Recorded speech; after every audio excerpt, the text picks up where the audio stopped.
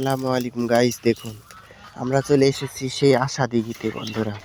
এই তো খুলে যাচ্ছি এখানে। এটা হলো এই বাগানের অনেকগুলো আম্রপালি আমের গাছ। এই তো দেখুন বন্ধুরা, আমি একটু অসুস্থতার কারণে অতটা বলতে পারছি না। এই যে দেখুন বন্ধুরা, এটা হলো এক ধরনের ফল। এই যে এটা এক রকমের ফল।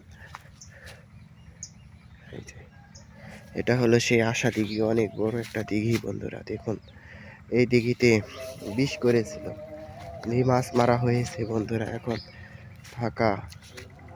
এই তো বন্ধুরা দেখুন, আর এই তো একটা আমের বাগান আশা দিঘির ধারে। অনেক রকমের আম লাগিয়েছে, আমের গাছ, আরও কলার গাছ, আরও সুপারি, বিভিন্ন রকমের গাছ লাগিয়েছে বন্ধুরা। দেখুন কেমন লাগলো বন্ধুরা।